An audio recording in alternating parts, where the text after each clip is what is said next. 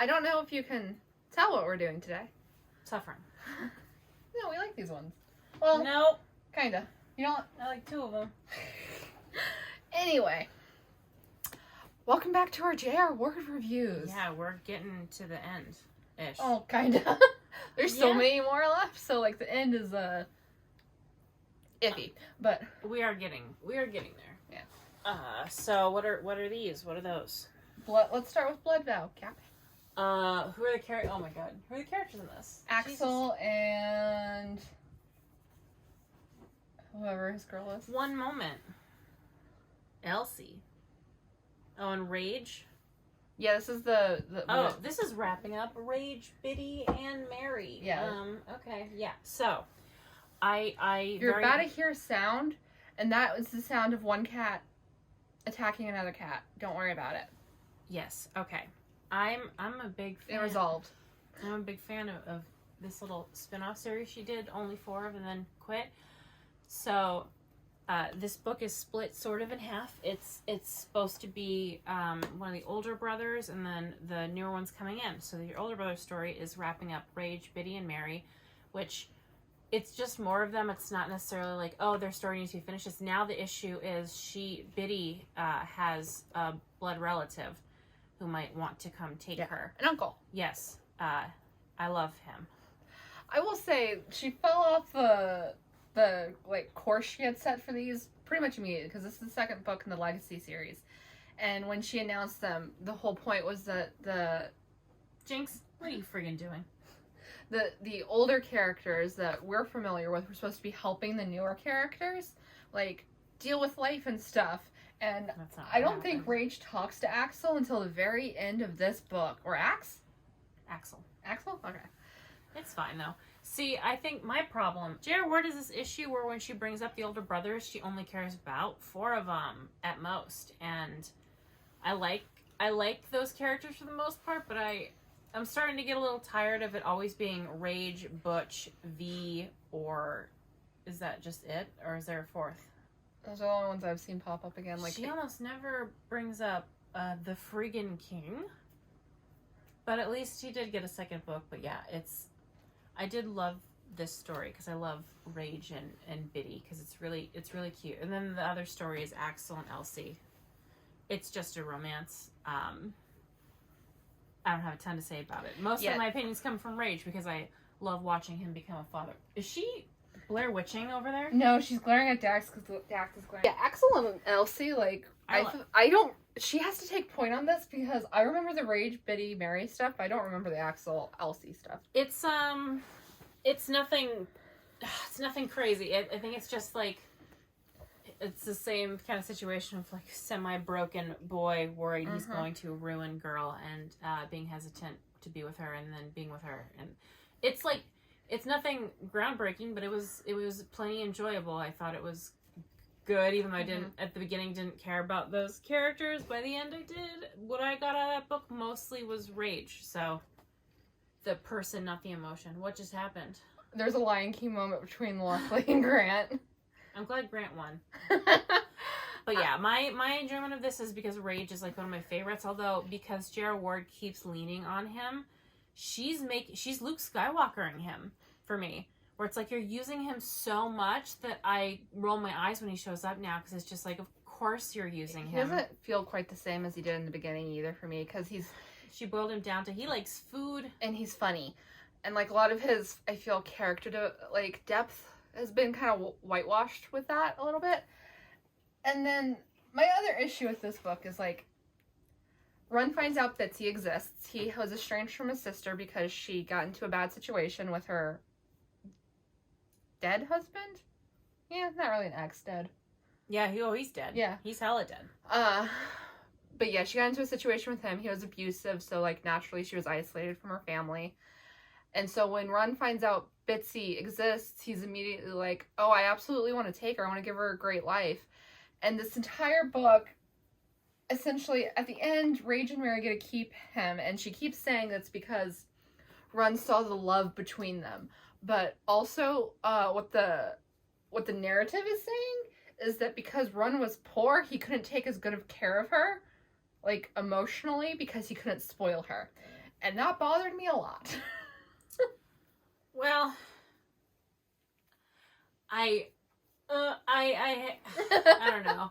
Like, to me, it felt more like he wasn't going to take her because she had already settled in with other people. It wasn't necessarily like, I don't have the... To me, it felt like... That's what it keeps saying, but, like, in between everything else, like, every time it starts off saying that and then also adds on, he didn't even really have a place that he lived. He was a worker for other people. And, like, that's what bothered me. I'm fine that she stayed with them. Obviously that's what I wanted at the end. And I would have been fine if it turned out that he had a modest living. And he still decided to let her stay with them, because then it's not a matter of they're rich and can spoil her. It's a matter of he did see the love between them. So I love Run a lot. Actually, he's the light of my life. I wish that he had he and Saxon get half a book. I wish that they had gotten a full book, because this is what I miss, is like the setup of like, oh, here's the character and we're gonna make you care about them, and then they're gonna get a book later. That would have been, I think they deserved more than what they got, but I do like what they got. I like him so much. Yeah, and also like this whole book spends a lot of time like with Rage hoping that Run's a terrible person, which bothered me a little bit, but also like Bitsy is like 13, I think, still, right? 13. She's old enough to be able to tell her uncle, I'd like to stay here, please. And no one even considers that as a possibility, because legally he has rights over her, which I understand, but that could have also been the solution, as opposed to he just saw her it. just choosing. Yeah, I mean, she should have had some autonomy, I suppose. But yeah, at the end of the day, I was okay with how it ended. Like, I like Run as well. The main romance, I guess the only romance, didn't really hold up to the other half of the book, in my opinion. It was fine. I mean, it was perfectly serviceable. Yeah. I wanted them to get together. I wasn't sitting here, like, gung-ho on it. My feeling throughout the whole thing was that I understand why you put the end of Rage and Mary's story in this book, because the last book before this was The Beast. But I thought it was a little weird to have such a main character from main story plotline end in the side book. I'm not a fan of her having big things happen to main original characters in other series, because she also did that with her werewolf one with Hex, and it's like, I don't want to keep reading these books because they're not very good, but I have to because of Hex. And if you want to know what happens with Rage's whole family, you have to read this side series you might not be interested in. Yeah, and then the other thing, I thought with the way Axel was, the whole setup was like, it felt like V was supposed to be the other half. Because of how Axel was. Axel's a sexual deviant. Yeah. I mean, is she just like... I say that affectionately. I think she's got... You said she has issues with V, even though she uses him all the time. It feels like she tortures him, and not like for fun. It's just like, more V. It's more. It's hard for her to write him. That's her issue. Just like everything she does with him is more of the same thing, which will come up later. Yeah. Hi. Which leads us actually very nicely into The Chosen. I think my least favorite book. Is it my least? The Shadows is probably right below it. But I think my least favorite, other than that, I just felt like it was a big waste of my time. Yeah, so The Chosen is about Layla and Kor. Kor is from the Band of Bastards, who appeared in book 8, I think? 8? And essentially, in a couple of books ago, Kor got hit over the head and has been in a coma in the Brotherhood's like catacombs ever since. And in this book, he wakes up. He and Layla have a thing. They've had a thing for many, many books. Where he is a traitor to the throne, and he tried to kill Wrath, and therefore Tor wants to kill him quite badly. Oh, she bited me. And he's allowed to, because you try to kill the king, you're gonna. You commit treason, you're in a little bit of trouble. Okay. Layla thinks she's helping because she made a deal with him that if... Just pull her out. Do you want to... Yeah, get her. Made a deal with him that if he laid off Wrath, she would essentially sleep with him, and he's not sleeping with her yet because he's in love with her and he doesn't want to soil her. So that's the setup to this book. I love when men don't want to soil women. That's the setup to this book. And then the other part of the setup is that Layla is pregnant with Quinn's, or no, she gave birth to Quinn's twins. Yes, she Happy? did. Why don't you take over? Because you're going to have a lot more to say than I It's am. another situation where the woman is so deeply naive that it's almost offensive. It's like, you couldn't put two and two together. Is this the one where Quinn pulls his shenanigans? Yes. Quinn acts wildly out of character for plot convenience and finds out about Layla having a thing with Cor and calls her like a disgusting whore who deserves to die. And he's like, I would rather my kids have died than have you as their mother, which is like, I cannot believe he would say something like that. Why don't you take the... Oh! He just is so vile to her in a weird, out of character way. And it made me so deeply angry. The first time... Like, he got mad at her because she got hurt. He's like, did you have sex with him while you were pregnant with my babies? Because your body apparently doesn't belong to yourself when you're pregnant with someone's babies. Your body belongs to those babies and them. Anyway. Yeah, it just like, it felt like he almost killed her. He like shot his gun in the house. With the babies in the room. With the babies in the room. He punched, what the hell is his husband's name? Is this Clay.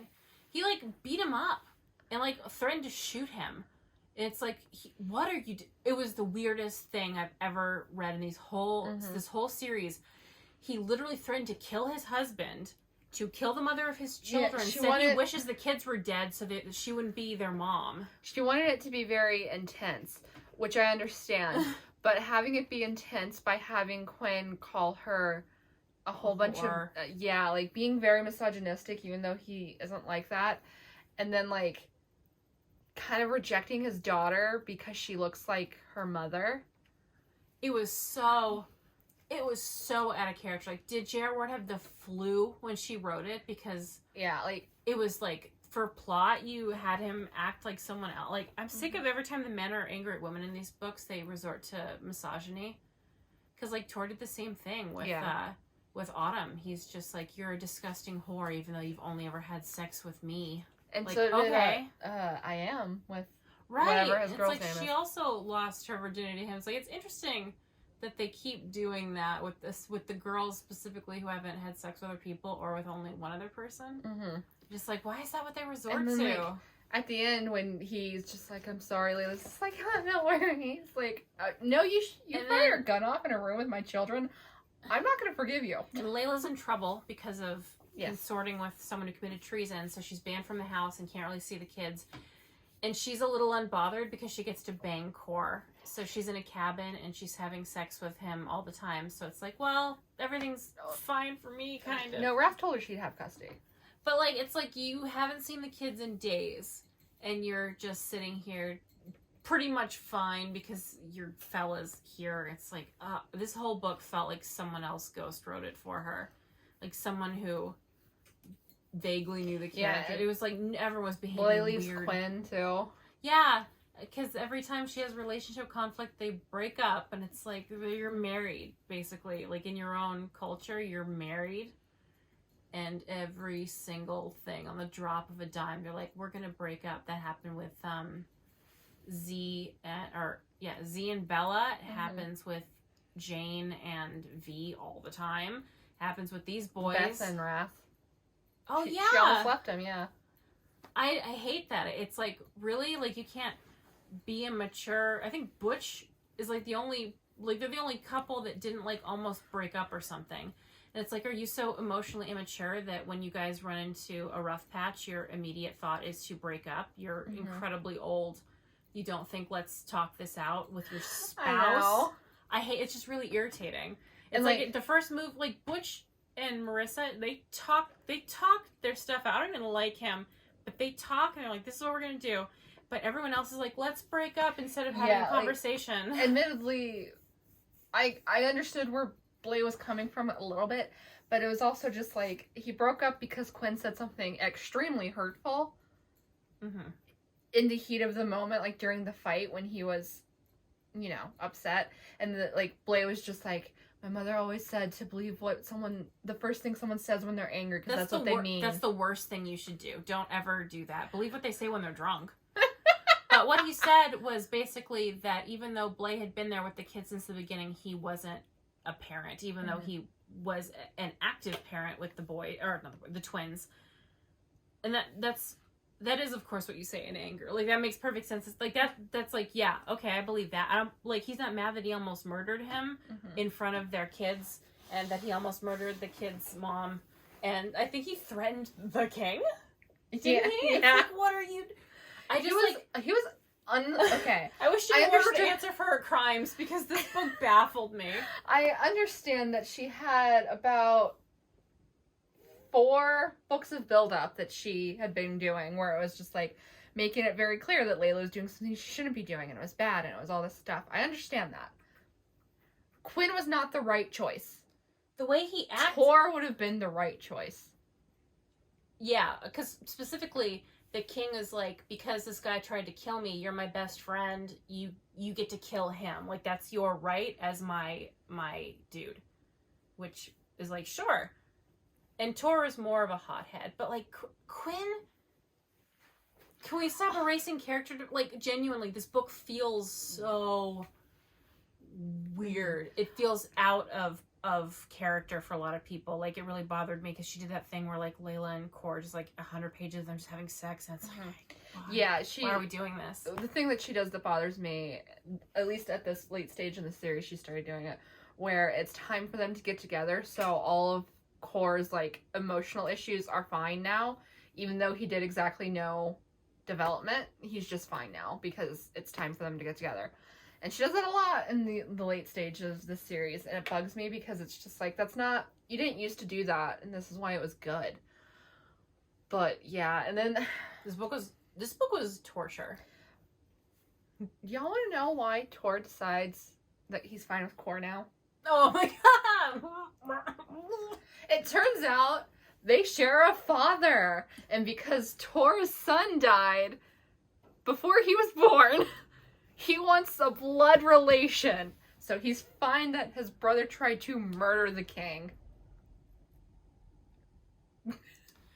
Like, also, Cor seems real sorry about it, so.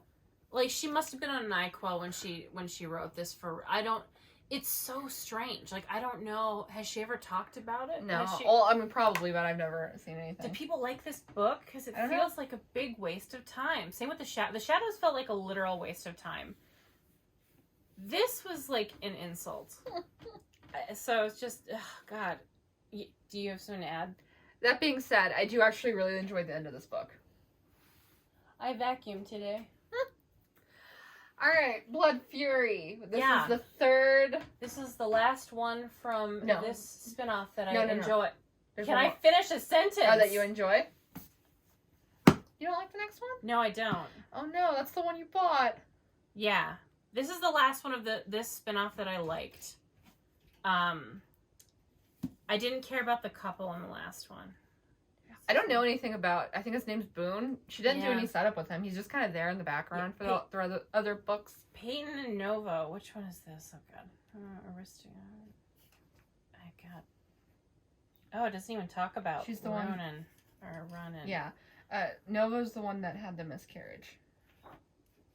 Oh, the tough cookie. Yeah. Oh, okay. Right. Anyway, okay. So... We got 2 tough cookies here who have been through things, and I don't know if Peyton's a tough cookie. Okay, he's not a tough cookie. She's a tough cookie who had, like, I love the family stuff because so she had a boyfriend a while back, and she went through her needing, and he serviced her. She got pregnant and miscarried and didn't tell, I think, anybody.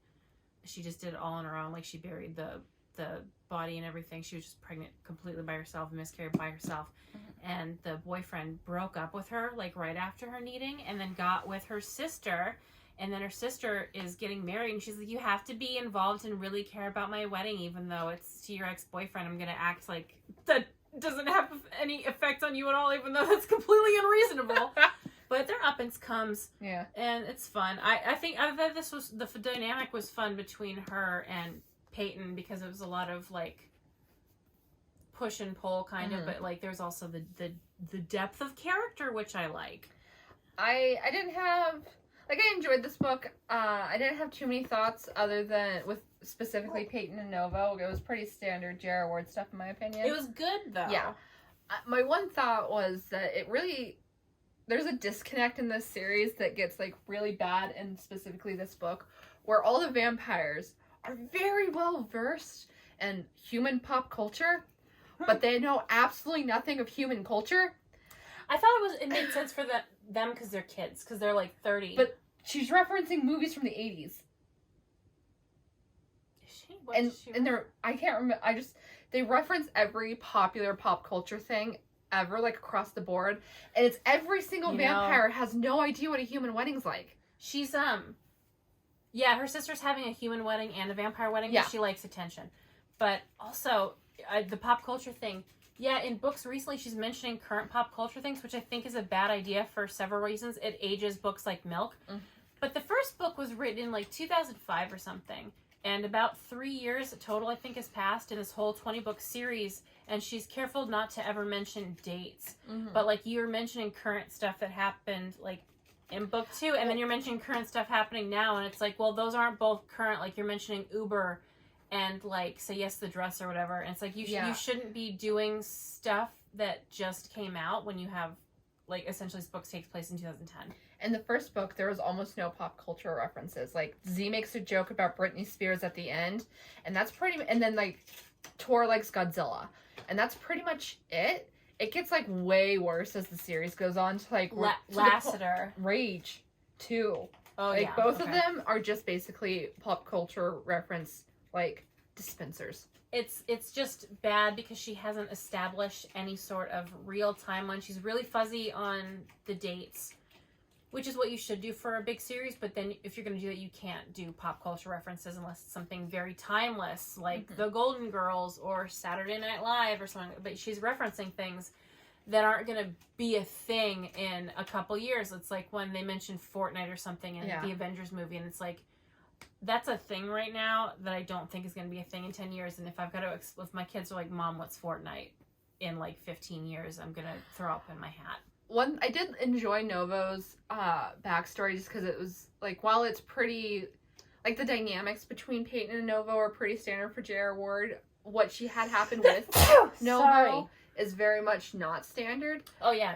That's the first time she quietly ignores the fact that Nova is one of the only female characters that actually has had a lot of sex with like a lot of people. Yeah, she's part of the sex club. Yeah, but she just kind of like brushes past that, which I appreciate because J.R. Ward does have a slut shaming issue.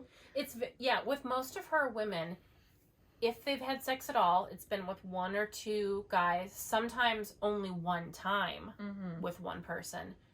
And the only guy she had that had never had sex, I think, was John, and then he had sex with Hex, and he had sex with hundreds of people in like a month. Fury and I Am. Oh, okay. I don't count. I don't count I Am. I think those are the only ones. So Fury has only had sex with his mate, but like it bothered me when she did it with John, because like you have all these girls who have only been with one person, and then you finally were gonna have a guy, and then you had him unrealistically sleep with hundreds of people in the span of 30 days for some reason. When it's like, I get that they're vampires and stamina and whatever, but it's like you have a job. So it's like realistically, it feels like she just wanted to make it sadder, or she wanted him to have been with a lot of people because maybe Hex had. And it's just like, but how did they... It always like annoyed me when they did it with Quinn too. It's like you wouldn't have the time for this because you're supposed to. You have 2 days off a week.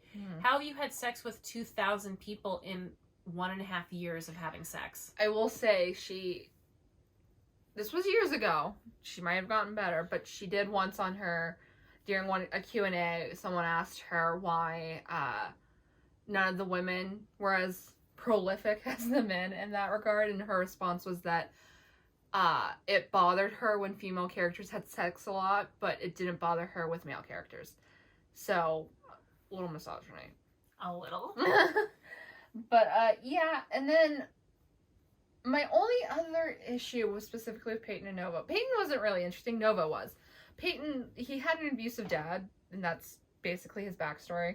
Whereas Novo had laundry list of traumas. An entire self-centered family, and a horribly self-centered sister, and a horribly self-centered ex-boyfriend. Yeah, it's not really an issue, it's just a confusion. So she was 8 months pregnant when she lost the baby. Mm-hmm. And she said the baby could fit in the palm of her hand, when other female characters of the vampire species had viable offspring at 9 months.